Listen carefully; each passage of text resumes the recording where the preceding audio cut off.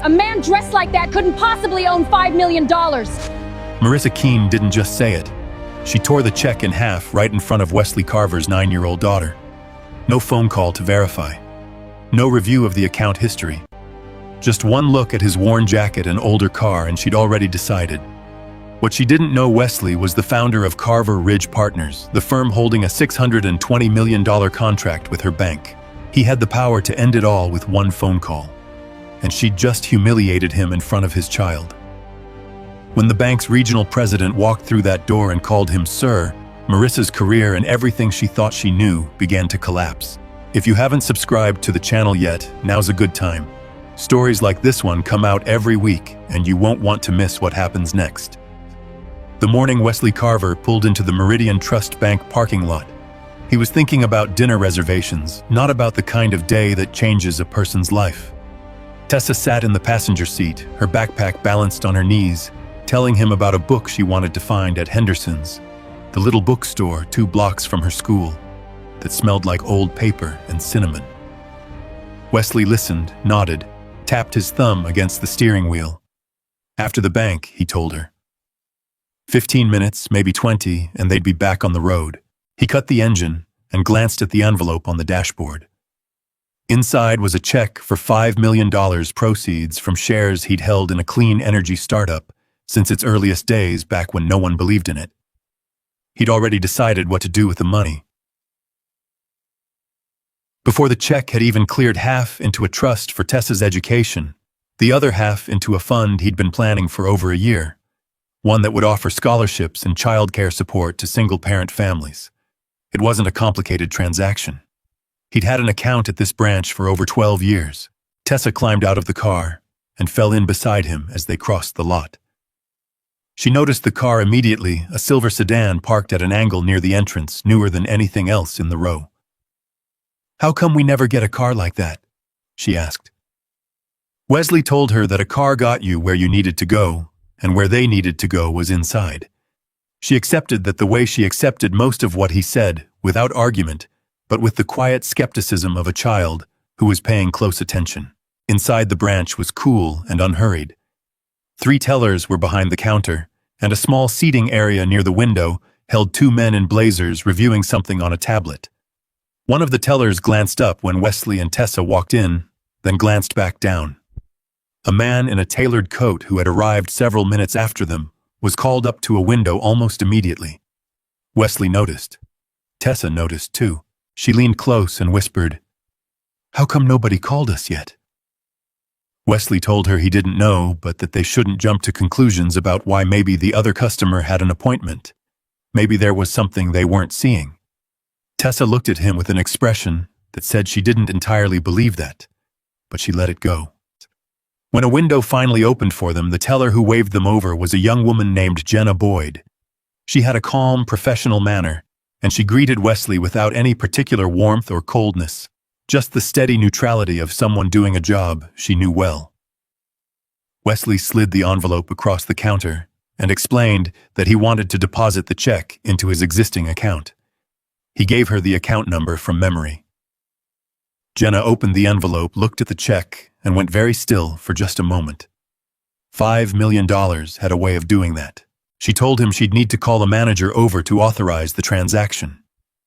Wesley said that was fine. He'd expected it. What he hadn't expected was Marissa Keane. She came out of the back office wearing a blazer that still had the faint crease of something recently purchased, and she carried herself with the particular confidence of someone who had just been promoted and hadn't yet been tested. She was the branch manager had been for less than 4 weeks, as Wesley would later learn.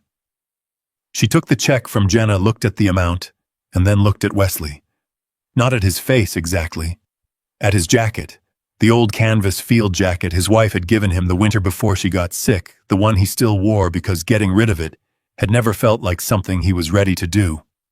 At his shoes. At the 10-year-old car visible through the window behind him. "Sir," she said, and the word had an edge to it, "I'm going to need to ask you a few questions before we can proceed." Wesley said, "Of course." What followed wasn't a verification process. It was an interrogation conducted in the middle of the lobby, within earshot of every other customer in the branch. Marissa wanted to know where the money came from. She wanted to know why he didn't have a financial advisor present. She wanted to know why he'd brought a child to conduct a transaction of this size, as though Tessa's presence were itself a form of evidence. She asked why a man with $5 million would drive the car she'd seen in the parking lot.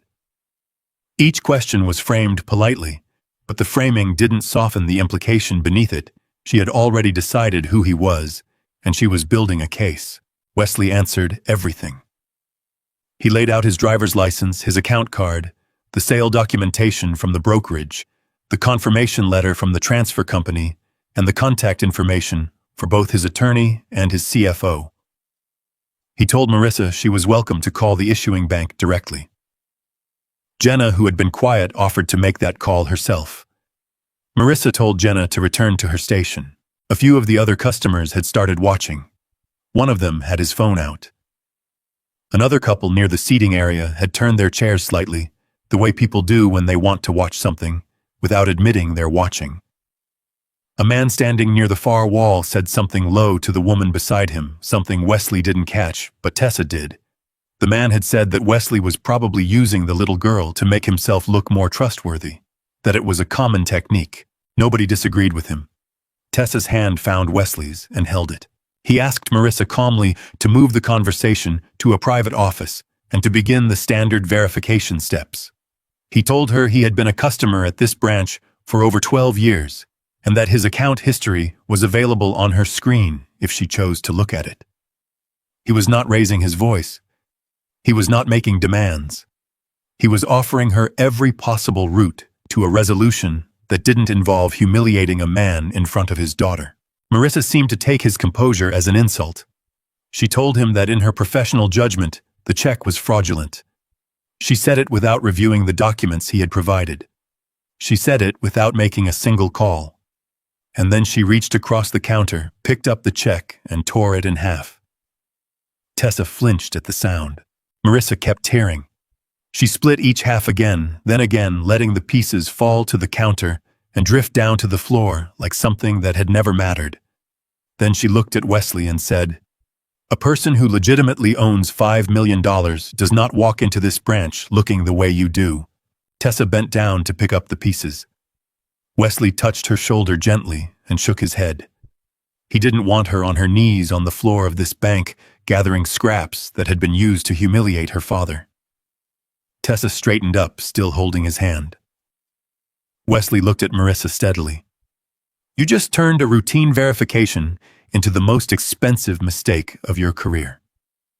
She heard it as a threat.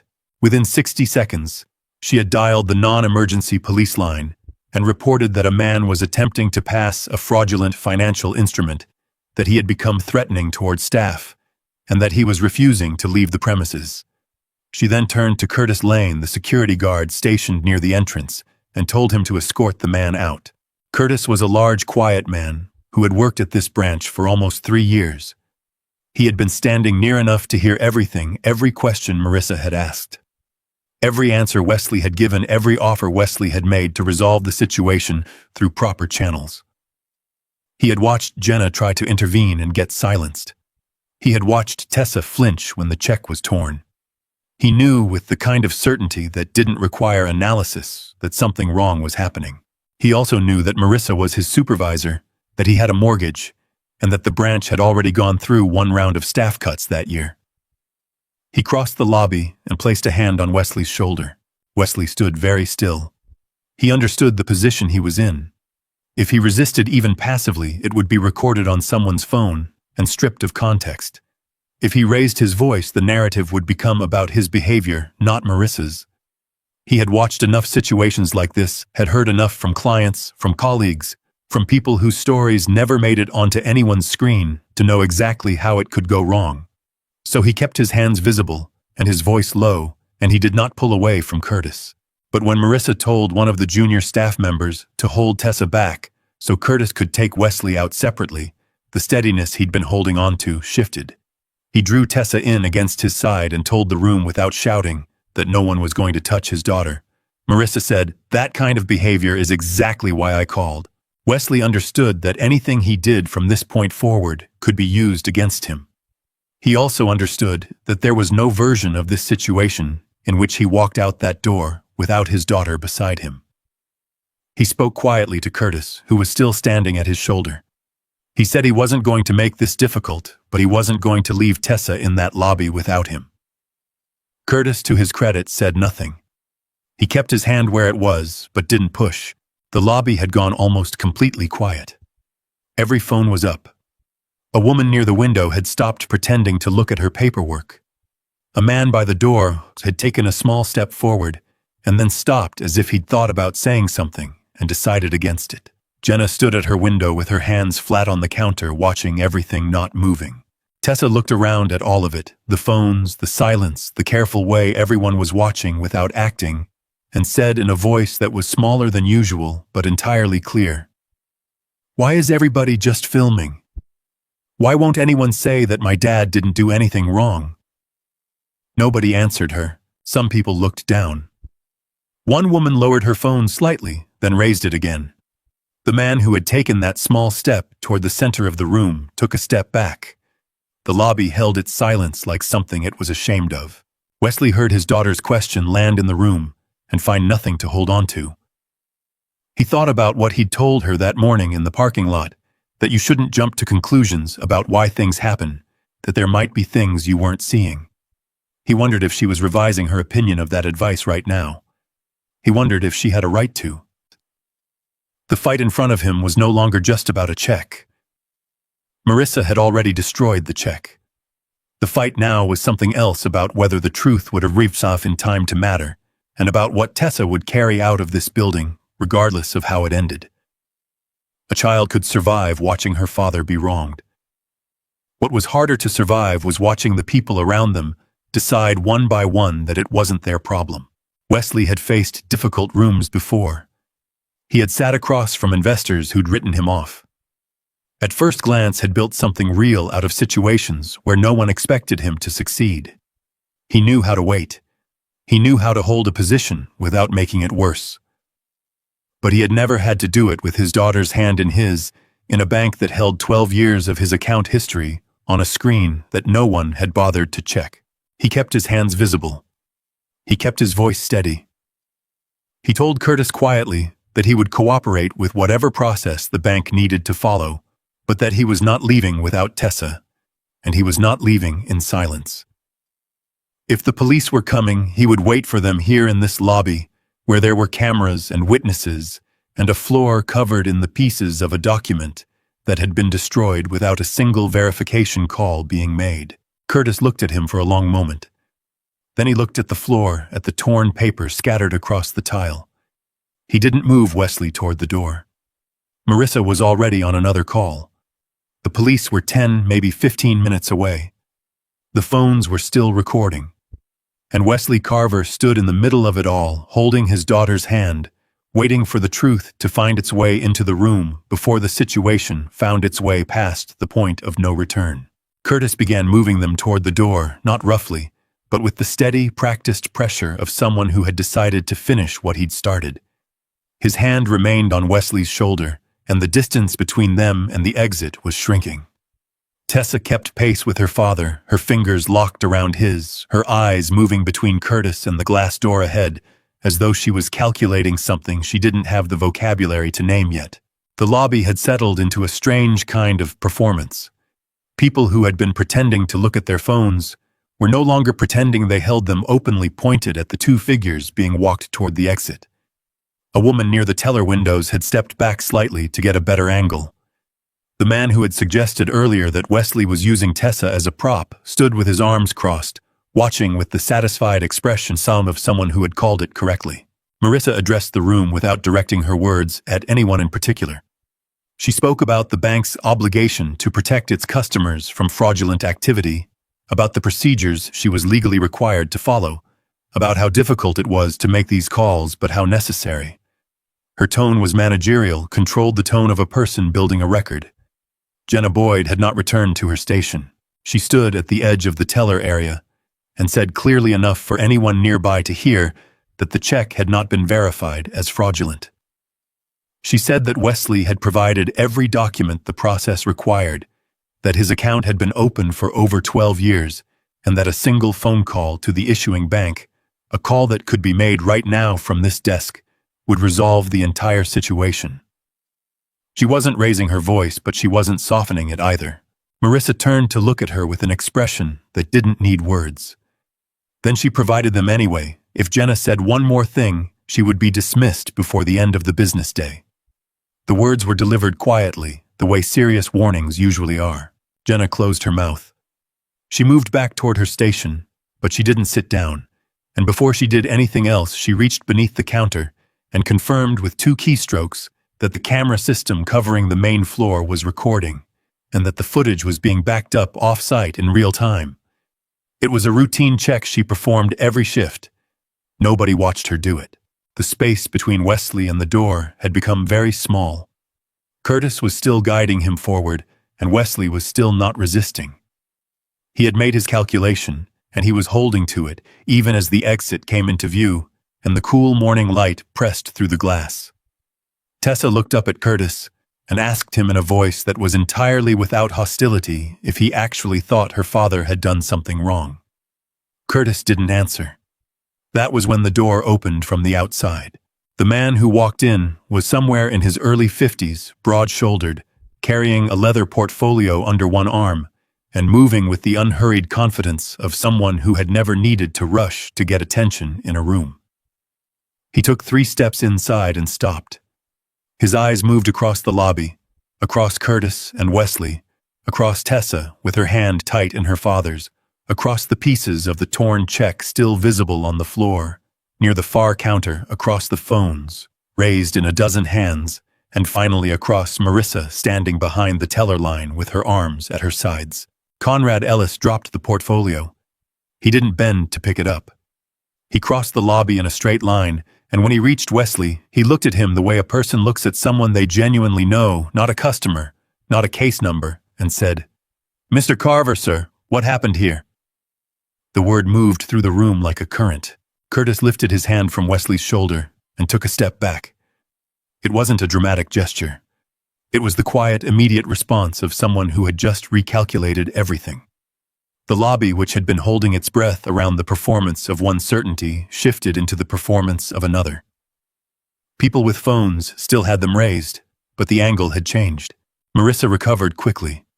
She introduced herself by title and began explaining that she had just prevented a significant fraud attempt, that a man had presented a $5 million check of questionable origin, had refused to comply with standard verification requests, and had become verbally threatening toward her staff. She delivered this with the same controlled confidence she'd used on the room moments earlier.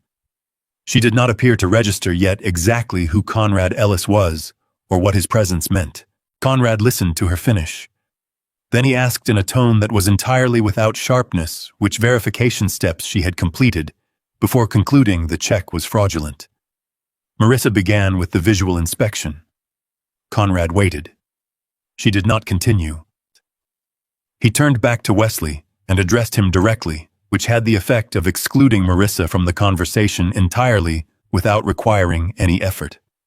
He told the room what Wesley had not said himself, that Wesley Carver was the founder of Carver Ridge Partners, that the firm was one of Meridian Trust Bank's largest institutional clients, that the $5 million check was fully legitimate and traceable to a brokerage transaction the bank had already received documentation on that morning. He also said that Wesley was the person whose signature stood between the bank and a $620 million contract that was currently in its final stage of review. Then Conrad crouched down to Tessa's eye level and told her that he was sorry. Not with the practiced sorry of a liability statement, but with the plain sorry of a man looking at a child who had been frightened in a place where she should have been safe, and knowing that the place was his responsibility. Tessa looked at him for a moment, and then looked at her father. Wesley was watching Marissa. She was watching the room rearrange itself around a new understanding of who he was, and something in her face moved through several positions before it settled. She said that Wesley should have identified himself when he came in. She said that a person conducting a transaction of this size had a responsibility to present themselves in a way that matched the transaction. She said that she couldn't be expected to make accurate judgments without accurate information, and that if Wesley had been more transparent about who he was, none of this would have happened. Wesley asked her one question, whether a customer needed to prove they were wealthy before they were entitled to basic courtesy. She didn't answer that. She shifted back to procedure, to risk management, to the bank's legal obligations, the language of an institution protecting itself dressed up as policy. Conrad pointed to the floor. He asked her to identify the policy that authorized a branch manager to destroy a customer's legal financial instrument in front of that customer's child without completing a single verification step. He asked her to find that in any document the bank had issued at any level of its operation. She couldn't find it because it didn't exist. Conrad asked for her employee badge, her keys, and for her to step away from the computer terminal while the branch's compliance officer was contacted.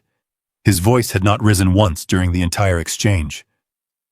Marissa looked at him for a long moment, then set her badge on the counter. What happened next took less than 4 minutes. While Conrad walked Wesley and Tessa to the seating area near the window, and while Curtis stood near the entrance looking at the floor with the expression of a man reviewing every decision he'd made in the past 20 minutes, Marissa moved back toward her terminal. She did it without drawing attention to herself, casually, the way someone moves when they're pretending to retrieve something they forgot. She sat down and began typing. Jenna saw it. She crossed the floor in 6 steps, placed her hand flat on the keyboard, and told Marissa that whatever she was doing needed to stop. She said it quietly, directly, without looking away. Marissa told her she was updating a record. Jenna told her she knew what record it was, that she had already read the notes Marissa had added to Wesley's account. Notes describing him as a high-risk fraud suspect, as aggressive as a potential threat to staff safety, and that the camera above them had been recording for the past hour and a half to an off-site server. Marissa took her hand off the keyboard. Jenna walked to where Conrad was standing and told him what she had seen. Conrad said 3 words to Marissa that ended her employment at Meridian Trust Bank before the morning was over. The police arrived 11 minutes after Marissa had called them. 2 officers came through the door to find a lobby that looked nothing like what had been described. A man sitting calmly in the seating area with his daughter. A terminated employee being interviewed by the bank's regional president, and approximately 15 customers who had filmed the entire sequence of events and were in several cases already offering their contact information to the officer near the door. Wesley cooperated fully with the responding officers. He answered every question, provided every document, and stood in the lobby doing all of this while Tessa sat in the chair beside him and held her backpack in her lap and waited. The footage was posted before he left the building. By the time Wesley pulled out of the parking lot, the clip of Marissa tearing the check had been viewed over 40,000 times. By that evening, it was national. The detail that drove the reaction wasn't the check itself. It was the moment just before where Marissa could be seen looking at his jacket, and the moment just after where Tessa could be seen flinching at the sound of paper tearing. Those 2 seconds became the image attached to every headline. What came out over the following days made it worse. The bank's internal compliance team, prompted by Conrad's order to review Marissa's full case history, found a pattern that reached back further than 4 weeks. There had been other customers, a man in paint-stained work clothes who had been asked to provide identification 3 times for a transaction that required it once. An elderly woman whose withdrawal request had been flagged without cause and who had left without her money.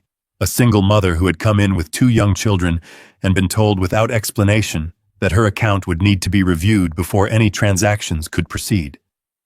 Each of them had filed complaints. Each complaint had been categorized and closed without a follow-up call. The people who had closed those complaints were still employed at the bank. The machinery that had allowed Marissa to do what she did hadn't been built in 4 weeks. She had walked into a structure that was already comfortable with a certain kind of oversight, or the lack of it. That evening, Wesley made dinner at home, the same dinner he made most Thursdays. Pasta with the sauce Tessa liked, the one his wife had written down in a notebook he still kept in the cabinet above the stove. Tessa ate without talking much, which was unusual for her. She was a child who processed things by speaking them aloud, who narrated her way through problems until they became manageable. Her silence meant she was still somewhere inside it. When she finally spoke, she was looking at her plate, pushing pasta with her fork. And she asked the question, the way children ask the questions that matter, without preamble, without softening, without any apparent awareness that it was going to land like something thrown from a height. "If that man hadn't come in," she said, "if he didn't already know who you were, would they have apologized to you?" Wesley put his fork down. He thought about the lobby, as it had been before Conrad walked through the door. He thought about Curtis's hand on his shoulder, and the phones in the air, and the man who had said what he'd said about Tessa, and how no one had disagreed. He thought about the way the room had shifted, not when Wesley had provided his documents, not when Jenna had spoken up, not when he'd offered the number of his attorney, but in the specific moment when Conrad had used one word in front of witnesses. He didn't answer Tessa's question that night, and she didn't push. She helped him clear the table and went to do her homework, and the question stayed in the kitchen after she left, sitting in the space where an answer should have been. 3 days later, a lawyer representing Meridian Trust Bank called to request a meeting. They sent 2 people to his house, a senior counsel and a communications officer carrying a settlement proposal that was by any financial measure substantial. There was a personal payment, an offer to cover all legal fees, a public statement of apology, and a provision to establish a small fund in Tessa's name. There was also a clause that would require Wesley to sign a confidentiality agreement to discontinue any further inquiry into the bank's complaint history, and to make no public statements referencing cases other than his own. Wesley read through it carefully. He asked the 2 representatives to give him a day, and they agreed, and they left. He sat at the kitchen table after they were gone and thought about what the agreement would actually accomplish. Marissa was already terminated. The bank's public image had taken damage it was going to spend years repairing. The settlement was real money that would secure Tessa's future in ways the fund he'd planned could not. He had earned the right to take it. Nobody would argue otherwise. But the complaints that had been closed without follow-up would stay closed. The managers who had approved that practice would remain in their positions. The next person who walked into a Meridian Trust branch in paint-stained clothes, or with a child on their hip, would encounter the same structure Marissa had operated inside, because the settlement would seal off the part of the story that made that structure visible. Wesley thought about Tessa's question again. He thought about the answer he hadn't been able to give her. He thought about what it meant to win something that left everyone who came after you exactly as unprotected as you had been. He closed the folder. He called Conrad Ellis the next morning. Not the legal team, not a representative, not anyone whose job it was to manage the distance between 2 parties in a dispute. Conrad picked up on the second ring, which told Wesley that the call had been expected. Wesley told him he wasn't going to sign the agreement. Conrad said he'd assumed as much. Then Wesley told him what he wanted instead, and Conrad was quiet for long enough that Wesley could hear the city through the office window on the other end of the line. Wesley laid out 4 conditions. The first was structural. No single employee at any branch level would have the authority to freeze an account or make a fraud determination without sign-off from a second manager, and any customer who disputed that determination would have the right to an independent verification process, not a call to the same branch, not a form routed back to the person who made the original call, but a genuinely separate review. He was specific about what that meant, because he knew how institutions absorbed requirements they didn't want by satisfying the letter of them while gutting the function. The second condition was about the people who had already been failed. Every complaint that had been closed without a documented follow-up would be reopened and reviewed by an external firm, not an internal team. Any employee who had made the decision to close those complaints without investigation would face their own review. Wesley was not asking for mass terminations. He was asking for the decisions to be examined by people who had no interest in the outcome. The third condition was transparency. A full independent audit of discriminatory practices across all branches in the region, with findings made available to the public, not summarized in a press release, not softened into a diversity statement, but released in a form that could be read and evaluated by anyone who walked through those doors, and wondered whether the institution treated people differently based on how they looked when they came in. The fourth condition was the one that had kept him up the previous night. He wanted Meridian Trust to commit to long-term funding for a single-parent support program, scholarships for children, child care assistance, financial education, emergency relief. Not as a one-time donation attached to a press event, but as a structured, annually audited commitment with independent oversight. If they pulled the funding in year 2 because the news cycle had moved on, the contract moved with it. Conrad told him the board would need to be involved. Wesley said he understood that, and that the board had 1 week. The meeting happened in 4 days. Wesley went alone without an attorney, which surprised the 8 people sitting on the other side of the table enough that 2 of them glanced at each other before anyone spoke. The board's lead counsel opened by acknowledging the seriousness of what had occurred and expressing the institution's regret. Wesley thanked him and asked when they wanted to begin discussing the conditions. One of the board members, a man named Richard, silver-haired, with the careful patience of someone who had spent decades turning confrontation into negotiation, leaned forward and said that Wesley was understandably upset that the bank took full responsibility for the conduct of its employee, and that the conditions he was proposing went significantly beyond what any reasonable person would expect as remedy for a personal incident. Wesley told him that the incident had lasted less than an hour. The conditions he was proposing addressed practices that the bank's own compliance records showed had been operating for years. If the board wanted to characterize it as a personal incident, they were welcome to that framing, but the audit findings were going to become public, regardless of what Wesley did, because he had not been the one to initiate the compliance review. Conrad had. And those findings described an institution, not a person. Richard said the bank's concern was the scope of the intervention. Wesley asked him what scope he would consider appropriate for a system that had spent years quietly closing complaints from customers who didn't have the leverage to force them back open. Richard didn't answer that directly.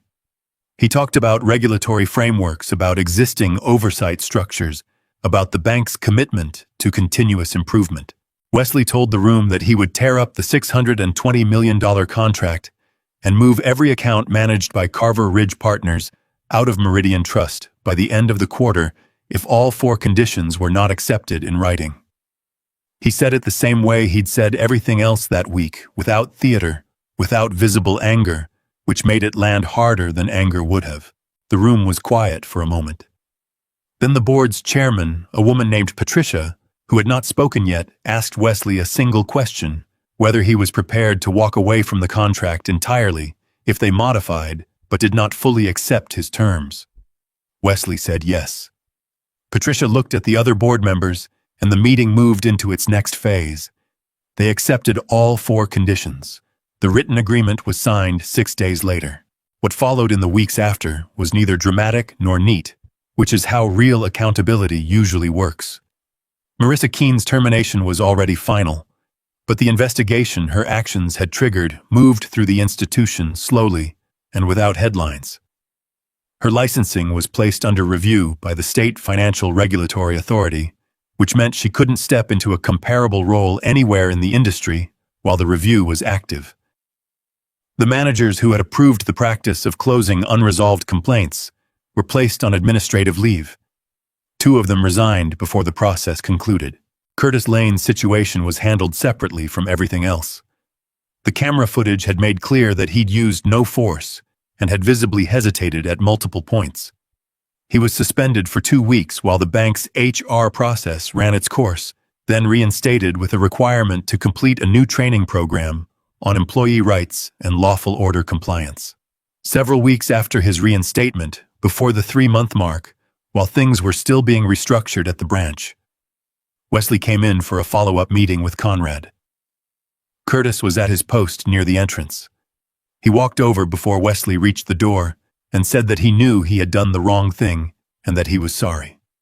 He said it plainly without excuses attached. Wesley told him that he appreciated that and that knowing the right thing and doing it when it cost something were 2 different skills, but that it was possible to build the second one, and he hoped Curtis would. Curtis nodded, and that was the end of it. Jenna Boyd was promoted to assistant branch manager not long after. She was also given responsibility for rolling out the bank's new whistleblower protection program across all branches in the region. A program that, because of the conditions Wesley had negotiated, had actual structural protections rather than a hotline number posted in a break room. She didn't take any public credit for what she had done on the day of the incident. She didn't need to. Everyone in the branch knew. More than that, everyone knew what would have happened without her. The $5 million check was formally voided and a replacement issued. Wesley deposited it and used it exactly as he had planned, $2.5 million into the educational trust for Tessa, and $2.5 million to establish the Carver Single Parent Opportunity Fund, which provided scholarships for children of single-parent households, child care cost assistance, emergency financial relief, and free financial literacy courses. He worked with a small nonprofit administrator to structure it so the fund would continue operating independently of any decisions he made about his business relationships. He also made one specific request: the first awards from the fund were to be presented at the Brookhaven branch of Meridian Trust Bank. The same branch, the same address. 3 months after the morning Wesley had pulled into that parking lot, thinking about dinner and a bookstore, he and Tessa pulled into the same lot in the same car. He reached for the same jacket. He always reached for the old canvas one his wife had given him the winter before she got sick. It was worn at the elbows and faded at the collar, and he had never once considered replacing it. Tessa noticed it when he put it on, and she didn't say anything about it, and that was its own kind of acknowledgement. The branch looked the same from outside. Inside, the differences were smaller than Wesley had expected, which reassured him more than a dramatic renovation would have. There was a laminated notice near the entrance listing customer rights in plain language: the right to request a second review, the right to an independent verification process, a phone number for a compliance office that was independent of the branch. It wasn't prominent, but it was there and it was specific, and that specificity was what mattered. Vague commitments disappeared. Specific ones could be pointed to. Jenna met them at the door. She shook Wesley's hand and crouched down slightly to greet Tessa, who had met her once before briefly in the aftermath of a day that had not been a good one for anyone. The exchange between them this time was different, easier, more grounded. Tessa asked Jenna if she liked her new job. Jenna said that she did, that it was harder than her old one, and that harder was usually a sign you were doing something worth doing. Tessa thought about that and said it sounded right. Curtis was near the door, as he always was. When Wesley came in, Curtis caught his eye and gave a small nod. Not the nod of someone seeking approval, but the nod of someone who had decided to show up differently and wanted to mark that without making it into a production. Wesley nodded back, and that was enough. They moved toward the back of the branch, where the fund's first awards were being presented. No podium, no press, no professionally designed banner. Just a table, some chairs, a few families who had been informed by letter, and the ordinary light of a weekday morning coming through the same windows Wesley had been walked toward 3 months ago. Tessa stood beside him and watched the room. She watched a woman in her early 30s sign paperwork for a scholarship that would cover the first 2 years of her daughter's college tuition. She watched a man who looked like he hadn't slept in several days receive an emergency relief approval that would let him make rent while he searched for work after a layoff. Then something near the teller windows caught her attention, not arranged, not timed, just happening the way ordinary things happen in a place that has remembered what it's supposed to be. A young father was at one of the stations, maybe 25, in a work uniform, with a company logo across the chest, the kind of uniform that picks up the day's worth of activity on its sleeves and collar. He was opening a savings account for his son, a boy of about 4, who stood beside him with one hand in his father's and the other holding a small toy. The teller working with them was taking her time explaining each step, not glancing at the uniform or the toy or anything other than the paperwork in front of her. She asked the father what name he wanted on the account. He spelled his son's name carefully, and she typed it carefully, and it took as long as it needed to take. Tessa watched this without saying anything. Then she looked up at Wesley and asked if that was why he hadn't just walked away from the bank after everything that happened, if that was the reason he'd pushed for all of it, instead of taking the settlement and leaving. Wesley looked at the young father at the window at the teller, giving him her full attention, at the small boy with his toy, standing on linoleum, that didn't care what was on his father's uniform. He told Tessa that leaving a place because it was unfair was easy. Almost anyone could do that. What was harder and what actually changed anything was forcing the place to become fair for the person who walked in after you. Especially for the person who didn't have a $620 million contract to put on the table when they needed someone to take them seriously. Tessa was quiet for a moment. Then she said she wanted to be the one to hand over the first scholarship letter. Wesley had planned to do it himself, but he looked at her and said, "Of course." She carried the envelope to a 16-year-old girl who was sitting with her father near the edge of the room. Her father, who had raised her alone, who had brought her here in his own work clothes, who had no idea when he woke up that morning that the day was going to hold something like this.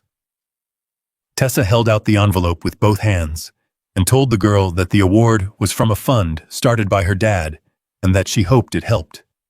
The girl's father looked at Wesley across the room and did something that wasn't quite a nod and wasn't quite a bow, just a tilt of the head, small and genuine, that carried more weight than most formal expressions of gratitude Wesley had ever received. After it was over, Wesley and Tessa walked back to the car. The parking lot was the same parking lot. The car was the same car. He held the door for her the way he always had, and she climbed in and balanced her backpack on her knees the way she always did, and he started the engine. She asked if they were still going to the bookstore. He said yes. And then dinner. She said okay, and looked out the window at the bank as they pulled out of the lot, not with anger, not with triumph, just with the careful assessing look of a 9-year-old who had seen something true about the world and was still working out what to do with it. The jacket on Wesley's back was worn and faded. The car beneath them had seen better years. Nothing about him looked like $5 million. Nothing about him ever had.